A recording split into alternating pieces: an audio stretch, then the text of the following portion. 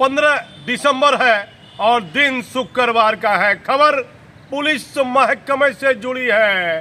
दो बड़े एडीजी स्तर के पदाधिकारी, जिसे पुलिस हेडक्वार्टर का एक बहुत बड़ा पुलिस पदाधिकारी, अभी हाल फिलहाल चुनाव हुआ है, विधानसभा चुनाव 5 राज्यों में हुआ है और उस 5 राज्य के चुनाव का निर्णय आ चुका है। खबर पुरानी है लेकिन नई जब हो जाती है जब मामला सोनपुर मेले से जुड़ जाता है।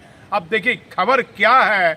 जो चर्चा है अधिकारियों में, आईएएस और आईपीएस महकमे में, हर चुनाव आयोग ऑब्जर्वर बनाने के लिए आईएएस और आईपीएस रैंक के अधिकारी की निर्धारित संख्या हर राज्य से मांगती है। तो बिहार राज्य से मांगा गया, जिसमें एक आईपीएस अधिकारी जो एडीजी स्तर के पदाधिकारी हैं, उन्हें ऑब्जर्वर बनाने के लिए चुनाव आयोग में उनका नाम भेजने की तैयारी की जाने लगी। लेकिन उक्त एडीजी ने ये लिख दिया कि मैं आपके विभाग के अधीन नहीं आता हूँ, मैं फलाने विभाग के अधीन आता हूँ, तो आप फलाने विभाग से मुझे अनुमति दिलाइए। और उन्होंने पुलिस हेडक्वार्टर के एक बड़े जिम्मेदार आला अधिकारी के निर्देश को नहीं माना। फिर अब भाई क्या करेंगे, पुलिस के बहुत बड़े अधिकारी, उनके मन में आ गया कि अब क्या करें, तो उन्होंने एक दूसरे एडीजी को जो है ऑब्जर्वर के रूप में उनका नाम भेजा। लेकिन बताया जाता है वो भी कैसे कैसे वहाँ से चुनाव आयोग में उनका नाम जाता, लेकिन उनका भी नाम कट गया, वह भी एडीजी नहीं गए।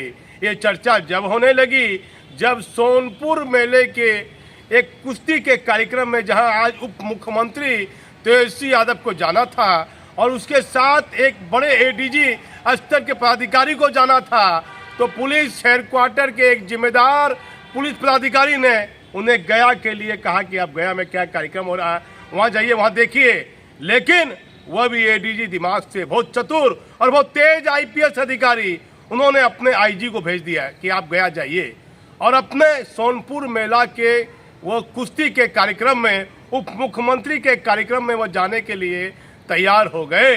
लेकिन बताया जाता है कि उप मुख्यमंत्री कुछ निजी कारणों से, कुछ काम से बाहर गए हुए थे और कुछ कारण से सोनपुर वाला कार्यक्रम रद्द हो जाता है। लेकिन खबर सामने आती है कि वही एडीजी है जिन्हें चुनाव आयोग के पास जिनका नाम भेजा गया था, उससे पहले एक एडीजी का नाम भेजा गया था। अब चर्चा आ जाती है डीपीसी। अब प्रमोशन का समय है। 31 दिसंबर की रात कई आईपीएस अधिकारी का भविष्य राज्य सरकार के मुखिया नीतीश कुमार लिख देंगे कि इनको एसएसपी से डीआईजी बनाना है, एसपी से एसएसपी बनाना है और डीआईजी से आईजी बनाना है। और ये जानकारी है, ये चर्चा है कि आईजी से एडीजी कोई नहीं बनेगा, एडीजी से डीजी में किसी का प्रमोशन नहीं होगा।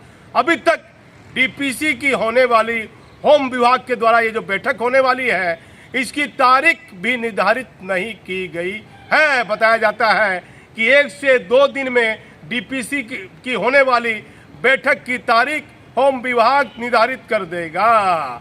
और वापस वही चर्चा जब भट्टी साहब योगदान दिए थे 19 दिसंबर 2022 को, कि अब भट्टी साहब के मन में क्या चल रहा है। तो भट्टी साहब के मन में क्या चल रहा है, 2 खबरें हमारे पास में हैं। एक 19 दिसंबर को 3 दिन के बाद डीजीपी साहब का 1 साल का कार्यकाल पूरा होगा। हमारा चैनल सत्य दिखाने की पूरी कोशिश दिखाएगा।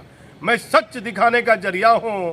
हमारी कोशिश रहेगी कि एक एक बिंदु जो 1 साल के दौरान वर्तमान डीजीपी राजविंदर सिंह भट्टी, जो 1990 बैच के आईपीएस अधिकारी हैं, उनके पदभार ग्रहण करने के बाद उनकी क्या विशेषता रही, क्या खामियां रही और किन किन बिंदुओं को लेकर भट्टी साहब चर्चा में रहे।